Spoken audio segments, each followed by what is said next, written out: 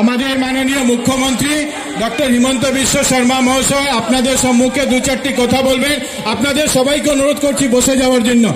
সবাই বসে যান, সবাই বসে যান। আপনারা সবাই ভালো তো? সবাই ভালো? বৃষ্টি হয়েছে, মনটা খুশি? কত খুশি? পুরো একদম ভালো, সবাই খুশি? ঠিক আছে।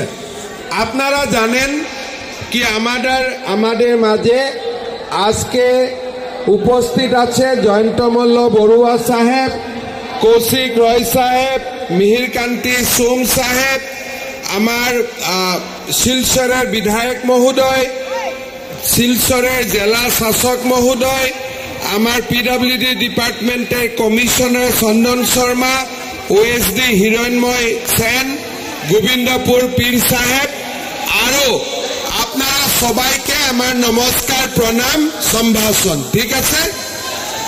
আপনারা জানেন কি আমার এই যেটা ব্রিজ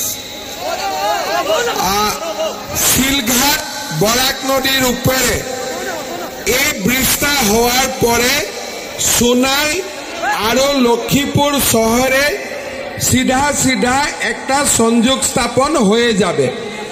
আজি আমি আপনাকে কথা দিয়েছি কি এই ব্রিজটা আমি 2 সালের মাঝে কমপ্লিট করে দিব। ঠিক আছে?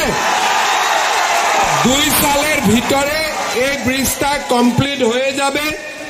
এই ব্রিজটার জন্য আসাম সরকার 87 কোটি টাকা স্যাংশন করেছে, 87 ক্রোড়। টেন্ডার হয়ে গেছে, কন্ট্রাক্টর সিলেকশন হয়ে গেছে। এই ব্রিজটা আমি